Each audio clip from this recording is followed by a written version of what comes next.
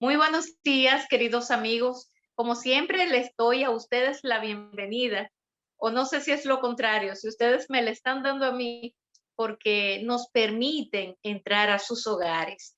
Hoy, como siempre, como cada miércoles, analizando desde lo político hasta lo económico con el licenciado Daris Javier Cuevas, a quien doy los buenos días, como siempre, a este espacio. Daris, ¿cómo te sientes? Bien, aquí buen día, Lindsay, para ti, para los amigos televidentes del programa por la mañana. Todos los días tenemos temas nuevos y tenemos siempre una tendencia de algo que se hable en el país. Si tú te has dado cuenta, en los últimos tiempos, el único tema internacional que se trata aquí es de la vacuna.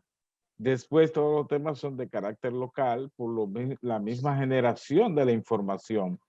Eh, eh, que hay en el país. Hay toda una expectativa y bueno, el desarrollo de la temática tú lo ves permanentemente. Es cierto. Bueno, esa es la información. Llegó la vacuna, esperó apenas 20,000 dosis eh, que darían para unas 10,000 personas debido a que se debe de guardar las otras 10,000 para la segunda dosis, porque ustedes saben que son dos dosis. Y eso no se puede estar ligando una vacuna de una casa, poniéndose una y después de otra casa poniéndose otra. Por lo tanto, si llegaron 20,000 vacunas, solamente podrán administrarse 10,000. Creo que es mejor decirlo bien claro. Se ha dicho que bueno, que como ya se tiene fecha de cuándo va a ser la segunda dosis, pero si se tiene fecha de eso es porque ya esa dosis está ahí. Lo otro es, Daris, que al presidente de la República y a la vicepresidente lo han criticado a ambos le han criticado porque ellos dieron una declaración y prometieron que las primeras vacunas, los primeros que se iban a vacunar, iban a ser ellos, tanto el presidente como la vicepresidente. Y eso no ha ocurrido.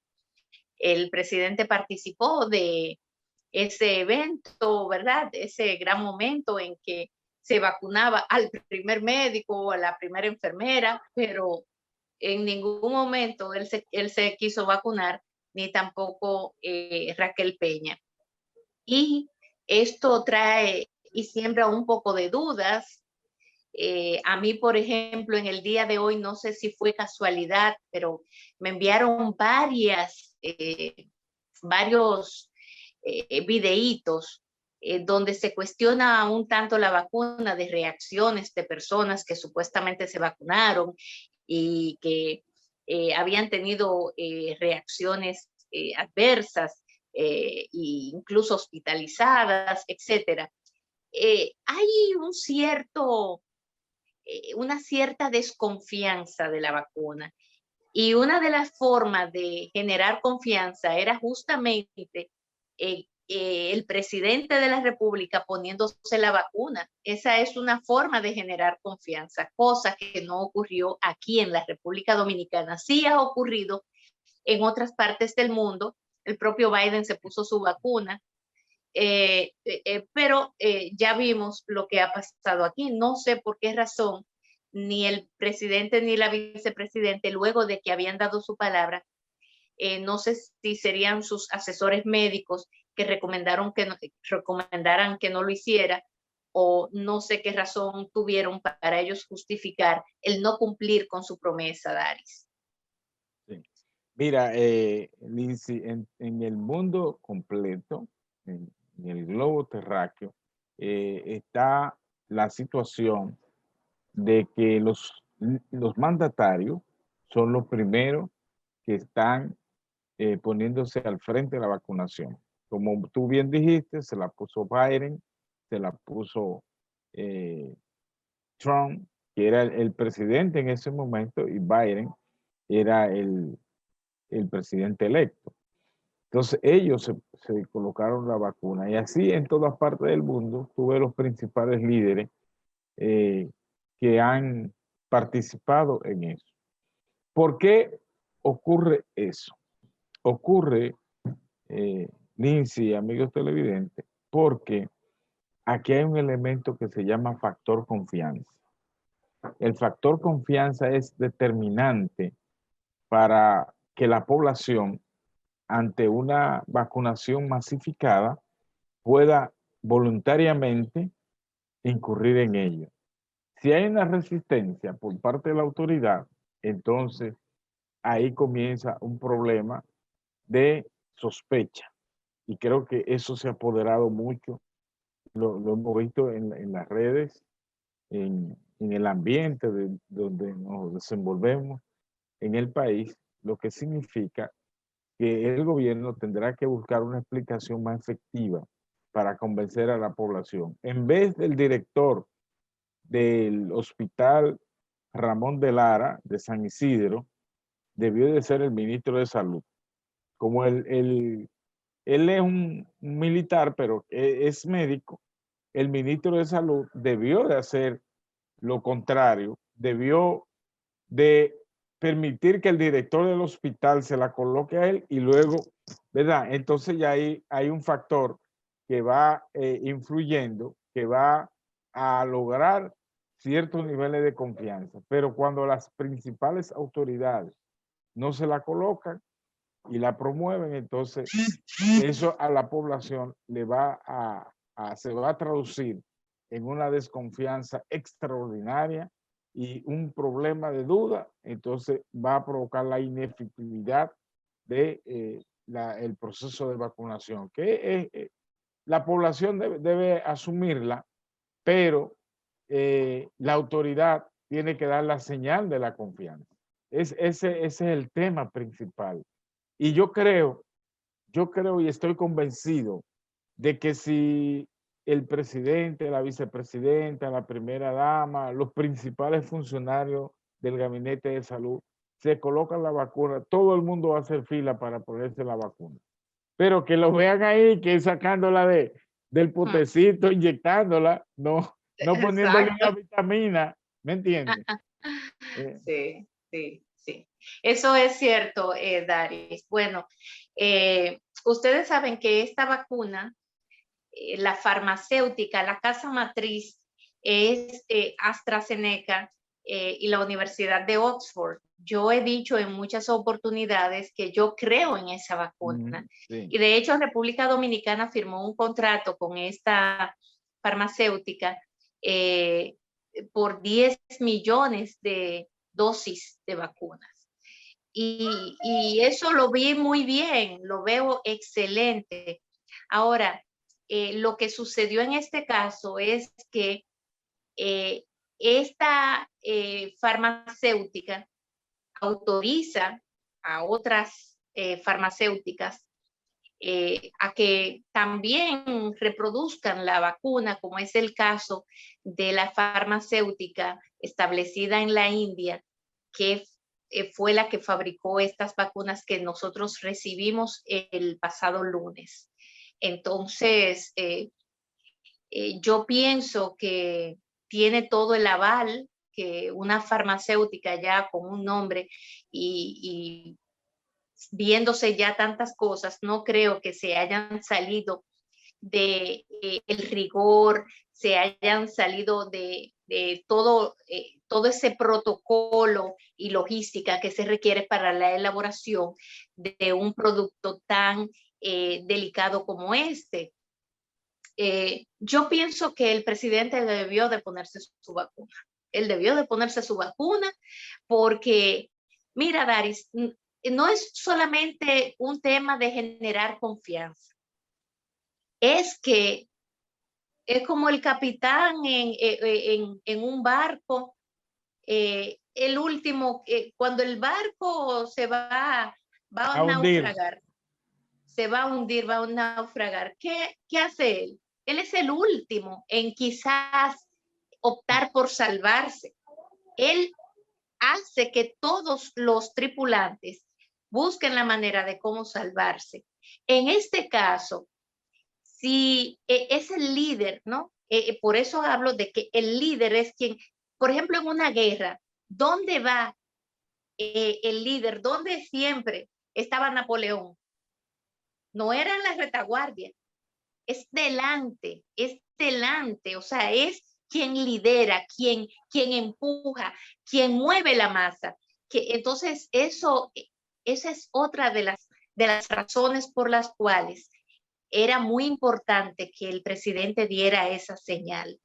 Y de hecho, no sé, vuelvo a reiterar, por qué no la dio, porque yo sí creo en la vacuna, en esa vacuna, en AstraZeneca, porque es manejable aquí en el país, se puede manejar, no requiere de temperaturas ultra frías para su conservación. Y aquí sí existen plataformas para conservar esas vacunas a el nivel de enfriamiento que demandan las vacunas, que es entre un 6 y 8 grados Celsius. Si tú me hablas de Pfizer, que es 70 grados bajo cero, ahí sí, yo digo, aquí no hay estructura para eso, y si no, que vengan y me lo digan y me lo demuestren. O sea, menos 70 es un número respetable. Sí, claro. Eso es un ultra frío y yo no creo que se pueda manejar en el país ese tipo de vacuna. Creo que fue un error de parte del gobierno apelar a la Pfizer. De todos modos, siempre la gente busca el periquito por donde opinar, pero yo creo que en esta oportunidad la gente tiene razón. La gente tiene razón porque ve que está observando un líder débil, un líder que no se la juega por sus ciudadanos. Eso es lo que está diciendo. Bueno, vamos a ver cómo esto funciona. Fúñanse ustedes si se tienen que fuñir, pero yo no.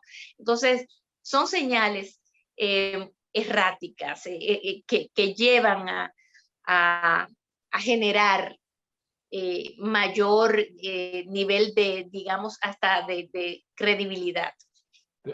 Eso es así, lamentablemente, Dani. Lindsay, te voy a contar una anécdota. Yo estuve en un lugar, en una entidad bancaria, entré, hice mi operación y salí. Cuando salí, el vigilante que estaba ahí me pone una conversación y me dice, ¿qué usted cree de la vacuna? Y le digo, vamos a preguntarle a los médicos y a las autoridades. Entonces me dice de que yo me voy a poner detrás del último de la fila para ponerme la vacuna. Y entonces me dijo eso, me dijo que tú estás diciendo, me dice, pero si el presidente no confía en eso, yo tampoco, porque él fue que la compró. Entonces, esas son cosas que uno se puede reír, lo toma, digamos, a chercha, pero no es una chercha, es una No. realidad.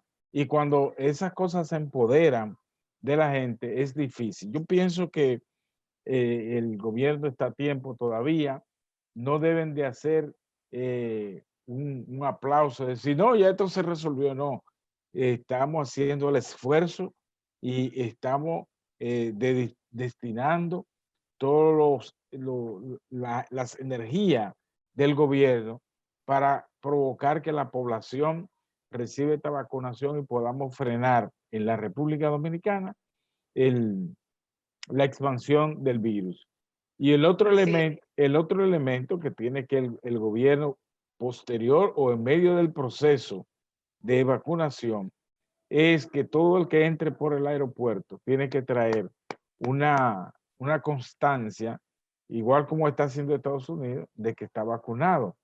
Y si no, entonces colocar una vacuna en el aeropuerto y la persona que entra, si no presenta eso, entonces pagar por esa vacuna que está ahí. ¿Me entiendes? Eso son señales. En todos los aeropuertos, todo el que entra a República Dominicana tiene que presentar su comprobante de vacunación. De lo contrario, entonces se vacuna y el Estado, el gobierno, entonces establece una especie de cobro por lo que definan. ¿Me entiendes? Sí, bueno, podría ser eso, o simple y llanamente llevar una prueba de que no no tiene el COVID. Lo digo también, Daris, porque ese es otro problema. Hay algunas personas que se resisten a ser vacunadas por distintas razones. Entonces, yo me pregunto, ¿esas personas se le obligará? O sea, ¿es un tema de imposición o el individuo tiene el derecho a optar por un sí o por un no? Porque Bueno, ese es otro tema también. O sea, aquí en esta pandemia se han vulnerado muchos derechos fundamentales. Se sí, ha lacerado la democracia. Se ha llegado se han rebasado todos los límites en muchas oportunidades. Y eso a mí me preocupa de verdad y lo tengo que decir, lo he dicho repetidas veces. Eso es peligroso. Yo pienso que, mira, por ejemplo, tengo un familiar que viajó a Estados Unidos y tengo otro familiar que va a viajar este próximo domingo. Tanto uno como otro, pues se hicieron la prueba en laboratorio y esa prueba la tienen que presentar porque Estados Unidos así lo exige. Entonces yo de verdad que eso sí lo puedo ver como bueno y válido, pero de ahí a que se le obligue a las personas a ser vacunadas, eso tendrá que ser otro tema de debate, porque, bueno, siempre cuando ya se vacuna entre un 60 a un 70% de la población mundial, se puede hablar de una erradicación de la bendita pandemia esa, pero ahora hay tantos derivados que si el virus británico, que si muchísimos virus que han aparecido derivados de este mismo. Entonces yo no sé hasta dónde va a llegar esto. Y cuántas otras vacunas más vamos a tener que inventarnos. Por lo tanto, yo creo que también eso hay que observarlo, ¿no? Y tomarlo en consideración, Daris. sí, porque no es una simple vacunación, es el proceso post-vacunación y Sí, también la medida preventiva dentro del proceso, que es lo que tú estás explicando de manera muy puntual y reflexiva. Es decir, bueno, vamos a vacunar, pero esa vacunación, simple y llanamente, hay que tomar entonces la prevención, porque de todos modos, en el globo terráqueo, no todo el mundo se va a vacunar. Entonces, si bien es cierto que hay que tomar en consideración el protocolo, manda que el personal que está en el área de la salud deben de vacunarse inmediatamente, protegerlos. Pero también están los aeropuertos, están las personas, los lugares más vulnerables, porque también el gobierno, yo vi que presentaron un plan, pero por ejemplo hay lugares aquí donde se ha desarrollado más el virus. Por ejemplo, recordamos que Puerto Plata y San Francisco de Macorís fue un foco muy fuerte. Entonces ahí hay que dirigir, sin edad, sin nada, porque ahí de una u otra manera algo queda. Y hay una población silenciosa que no expresa eso. Entonces, en las zonas que más se ha expandido el virus, hay que atacar más por ahí para evitar que se reproduzcan. Yo conozco zonas donde la gente no sabe ni lo que es, porque ahí no sí, llega por la poca interconexión que hay con otras zonas, con el exterior, de gente que viaja. Todo eso favorece a que esos pueblos no hayan eh, tenido un brote, ni un caso. Yo conozco pueblos que ni un caso hay, pero eso no es la mayoría, ¿entiendes? Hay, sí, digamos, una zonificación del virus. Y eso también, así como el Ministerio de Salud da el mapa del virus, y uno ve las zonas que son más vulnerables, entonces también debe de atacarse por ahí, porque es colocar la vacuna para la erradicación, pero también está la parte preventiva. Claro, claro. Así es, Daris, yo Pero estoy muy de acuerdo contigo. vamos a esperar que Mira, las autoridades den una buena señal de eso. sí, así es. Mira, tú sabes que yo quiero también aprovechar, hay dos temas que quiero tratar contigo. Uno lo traté con el buen amigo Toniel Bonilla, es la crisis que está viviendo actualmente el PLD. Creo que es un tema que pudiera resultar muy interesante para analizar. Y también el tema económico, Daris, que en la segunda parte de este programa es bueno que lo toquemos, porque incluso me enviaste ahí una información que me llamó mucho la atención, datos que vienen del propio Banco Central y que es bueno que tú compartas con nosotros. Pero quiero empezar con la crisis que está viviendo el Partido de la Liberación Dominicana. Tu perspectiva, tu percepción, cómo proyectas a esa organización política para un futuro inmediato. Mira, si tú te das cuenta, el PLD, el PLD como partido, desde su fundación hasta el día de hoy, ha tenido varias crisis, ¿verdad?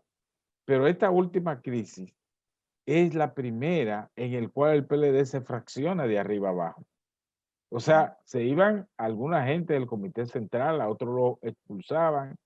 Cuando reinaba la parte de la disciplina, también se expulsaban personas de esa naturaleza, no hacía mucho ruido.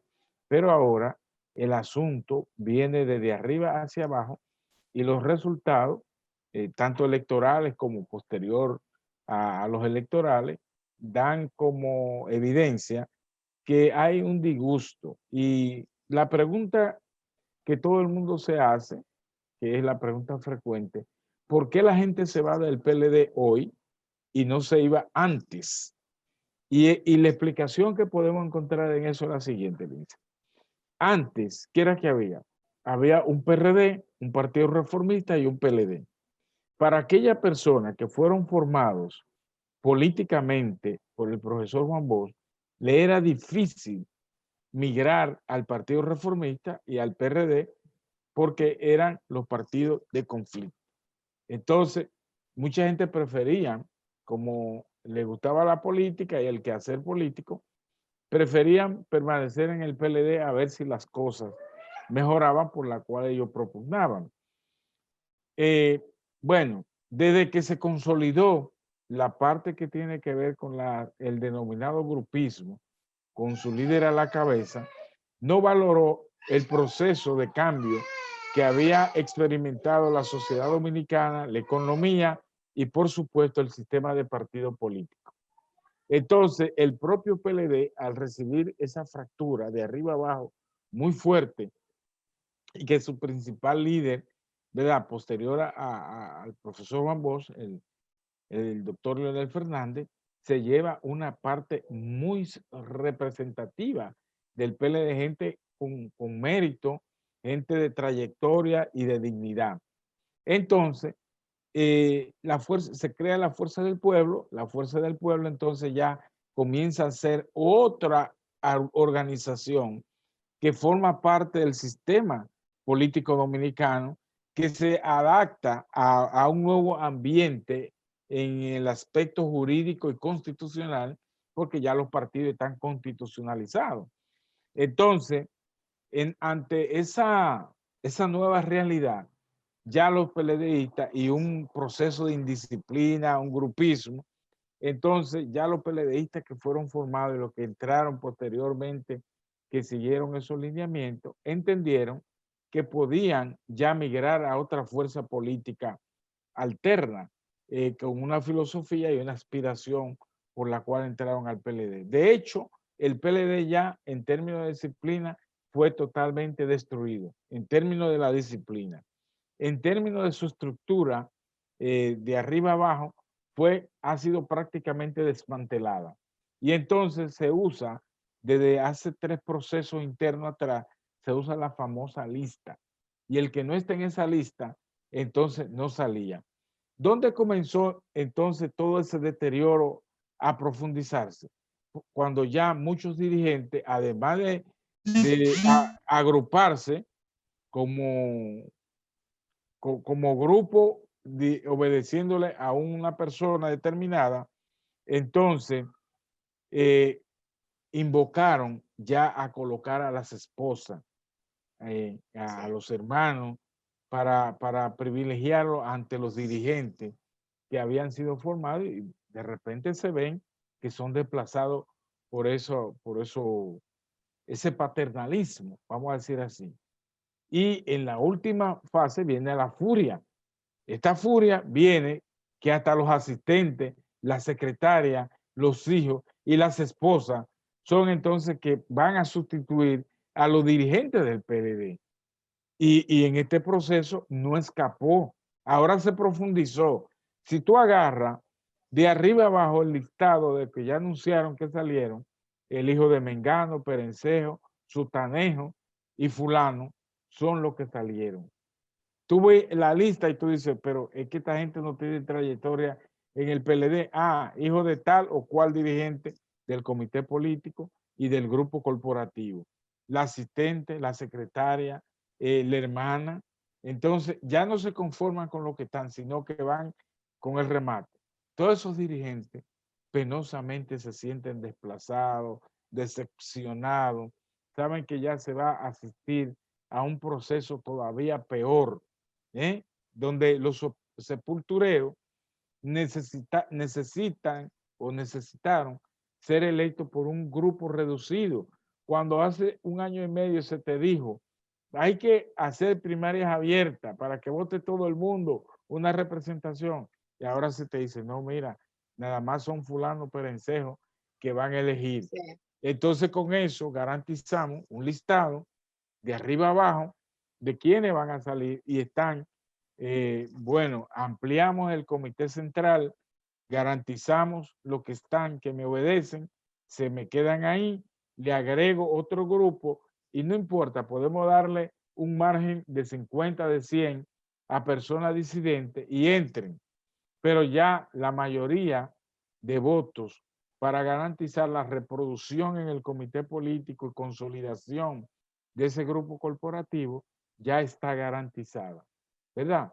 Porque tú ves dirigentes que, por ejemplo, dicen, no, no me tomen en cuenta para el comité político, yo salgo, vamos a darle paso a otra generación, ajá, pero no es otra generación, es a tu hijo que le están dando paso, ¿entiendes?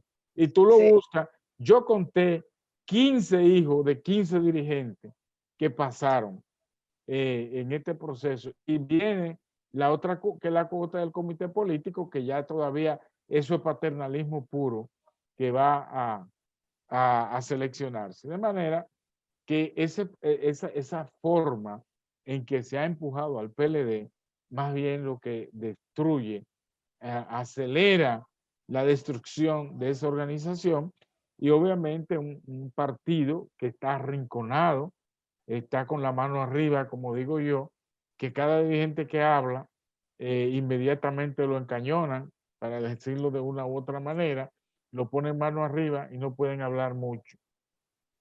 Entonces, ese panorama que vive ese partido es penoso porque, y es penoso no porque uno quiere que sobreviva, sino que el sistema democrático de un país se sustenta en la consolidación de los partidos políticos.